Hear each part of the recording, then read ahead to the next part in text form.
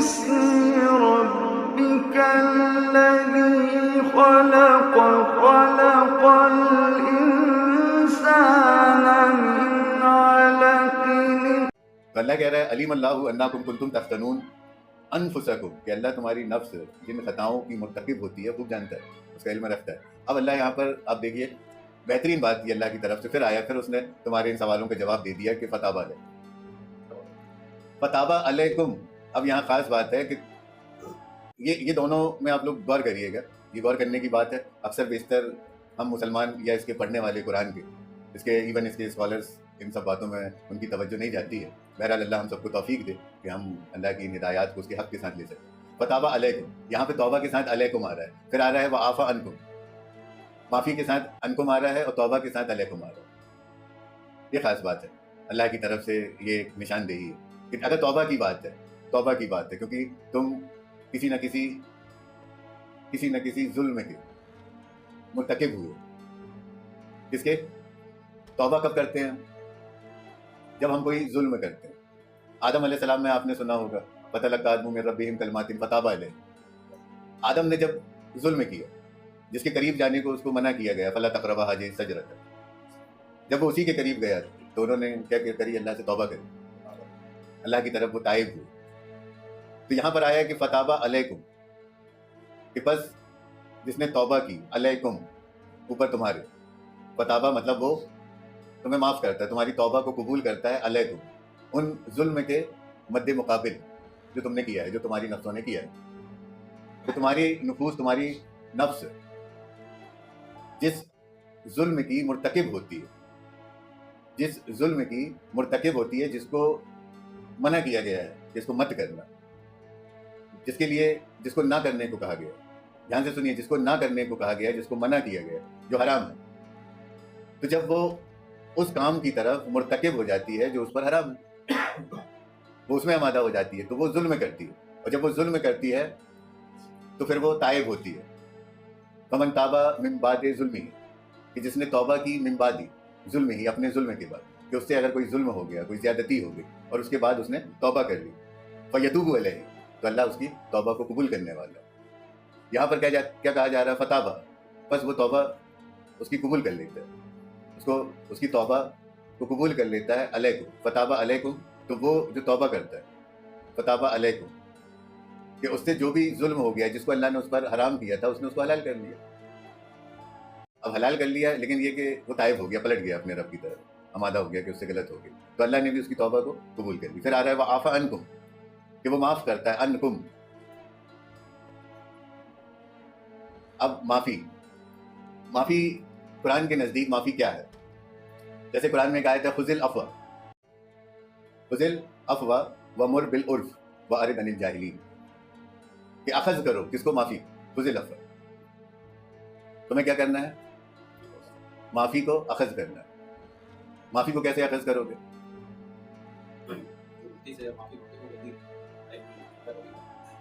خذ العفو،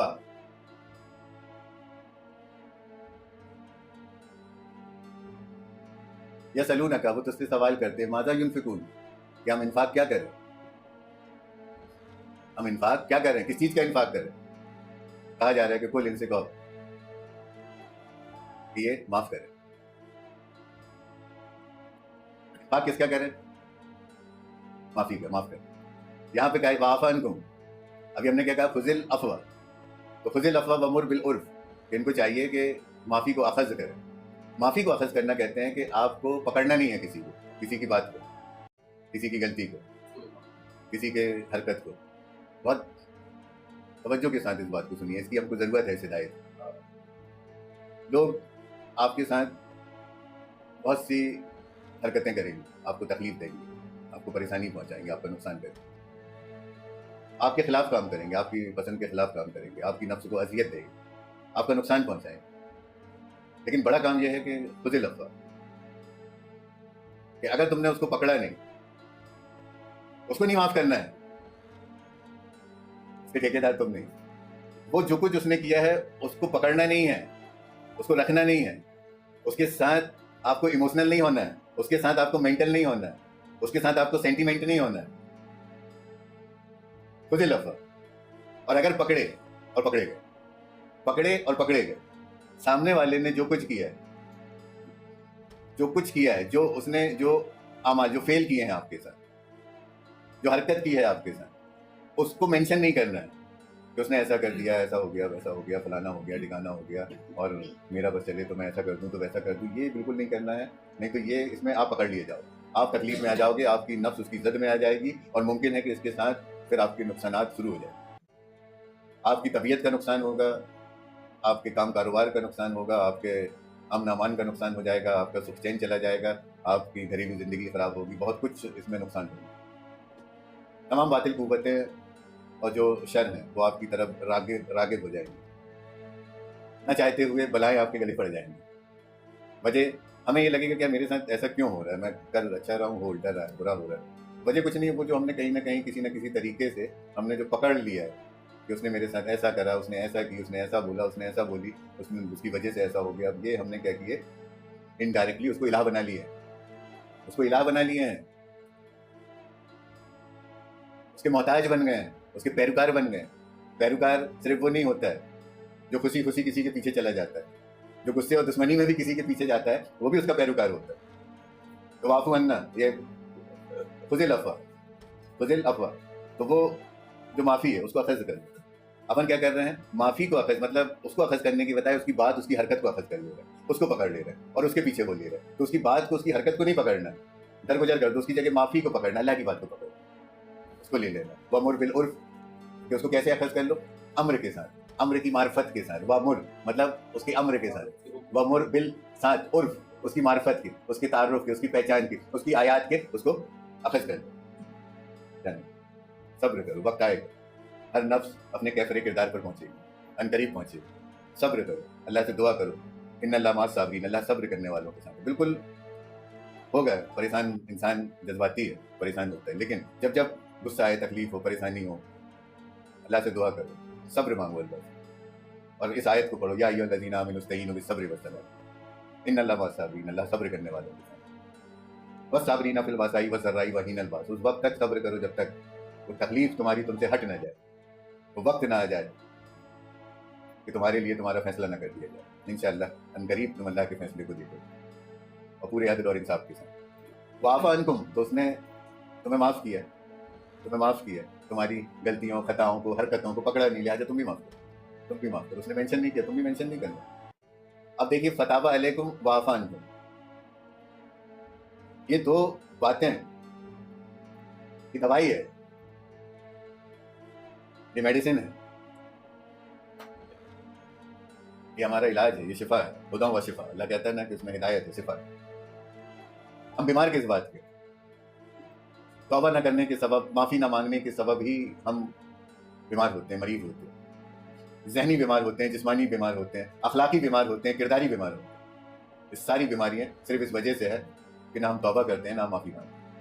توبہ کرنا تائب ہونا ہے، توبہ کرنا تائب ہونا ہے، اپنی غلطی کو مان لینا ہے، اپنی خطا کو مان لینا ہے، اور ایسے نہیں ماننا، اللہ کے کلمات کے ساتھ مان لینا ہے، اس بات کے ساتھ مان لینا ہے کہ اب میں وہی کروں گا جو تو نے کہا ہے، جو تیرا حکم ہے، وہ نہیں کروں گا جو میری نفس سے مجھے حکم دیتی.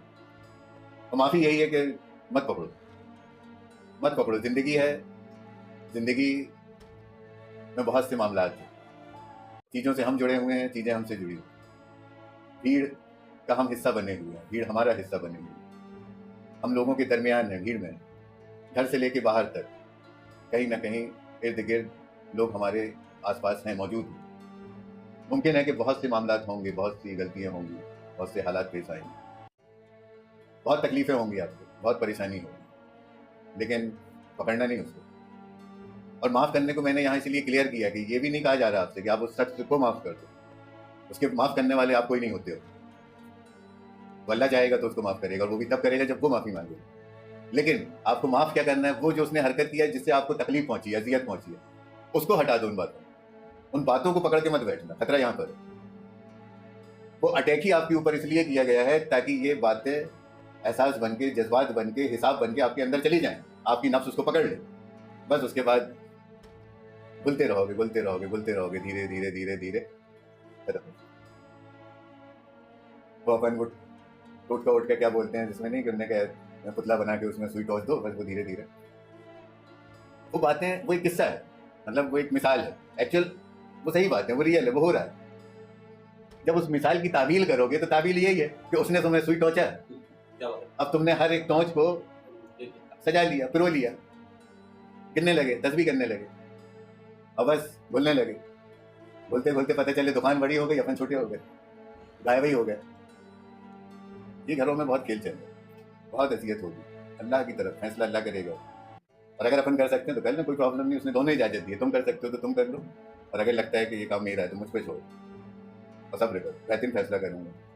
بہترین فیصلہ کرتا ہے اللہ, کہ وہ تمہیں خوش کر دے گا. بلکہ پھر تمہیں کہنا پڑے گا کہ اللہ چھوڑ دے. تم پھر الٹا مطلب کہیں نہ کہیں جذباتی ہو جاؤ گے, ترس کھانے لگو گے کہ دماغ. بڑی تکلیف کی بات ہے یہ سب.